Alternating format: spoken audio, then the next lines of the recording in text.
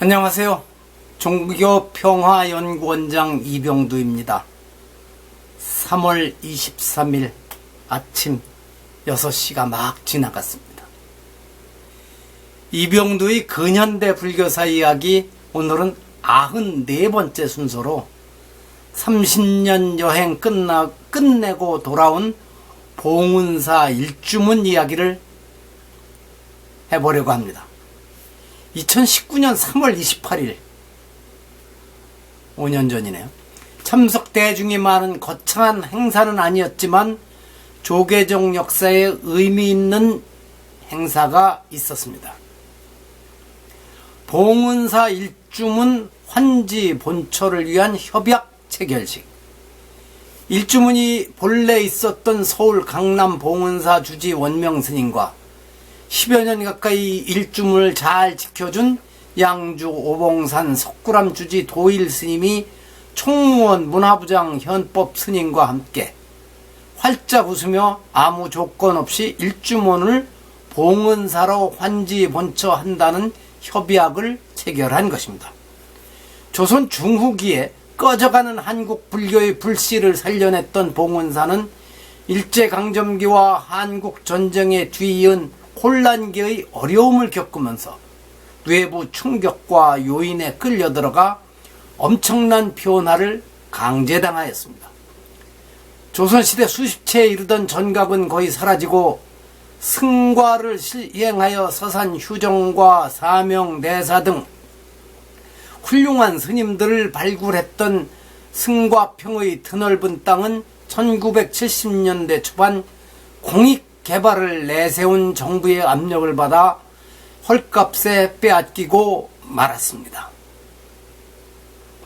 봉은사 건너편 코엑스, 현대백화점, 또 그 옆 왼쪽으로 동쪽이죠. 한국전력이 있다가 현재는 현대그룹으로 팔린 그 땅들 수십만 평이 모두 봉은사 소유였었습니다. 수출 입국을 위한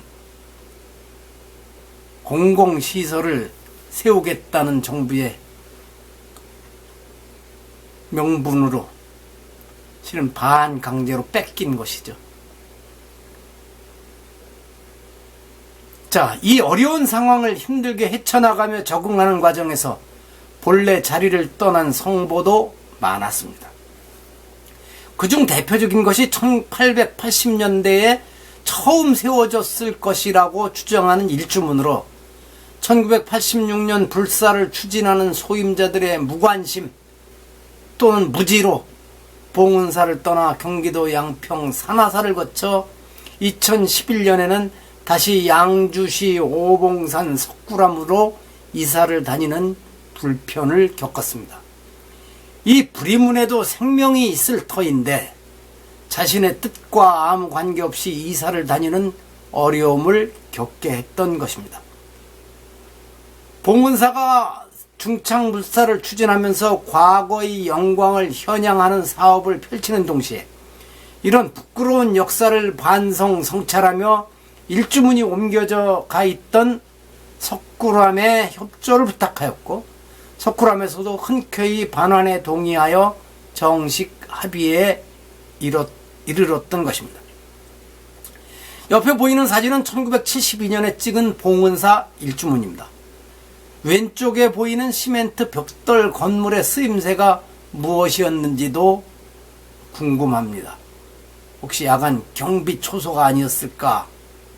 뭐 그런 생각도 해봅니다. 50년 정도밖에 지나지 않았는데 오늘날의 봉은사와 비교하면 이곳이 정말 봉은사였다고 하는 물음이 저절로 나오게 될 것입니다. 이 사진을 보면 1960년대 말까지만 해도 대중들이 먹을 쌀이 모자라 인근 보육원에서 빌려와야 할 정도로 봉은사 살림이 어려웠다는 증언에도 고개를 끄덕이게 됩니다. 이때까지만 해도 서울 시내에서 봉은사에 가려면 뚝섬으로 가서 나룻배를 타고 다녔고, 그래서 사람들이 뚝섬 봉은사라고 불렀던 시절이었습니다. 봉은사의 변화도 그렇지만 절 주변 풍경은 옛말 그대로 성전벽해, 뽕나무밭인 상전이 하늘을 찌르는 고층 건물들의 집중지역인 벽해가 되었습니다. 숱한 성보들이 이런저런 사연으로 절을 떠나 국내로 흩어져 박물관이나 수집가의 창고에서 성보가 아닌 미술품 대접을 받고 있는데 2019년 봉은사 일주문 기화는 이런 분위기를 바꾸는데 기여할 것입니다. 여담 한마디 하면 미술품 대접이라도 받으면 다행이지만 그보다는 이것이 몇백만 원이다, 몇천만 원이다, 몇억 원이다, 아니면 몇십억 원이라는 돈으로만 생각하고 그것을 들여다보고 금고 속에 보관하고 이러고 있는 것이죠. 그게 현실입니다. 불교계에서도 잃어버리거나 약탈당한 성보를 되찾는 일뿐 아니라 본래 다른 사찰에 있던 성보를 본래의 자리로 돌아가게 해주는 적극적인 불사를 펼치는 계기가 되면 좋겠습니다. 이런 기대도 쉽게 이루어지리라고 보지는 않습니다. 그러나 설사 오랜 세월이 걸리더라도 그런 움직임을 시작해 가야 될 것이라고 저는 생각합니다. 들어주셔서 감사합니다.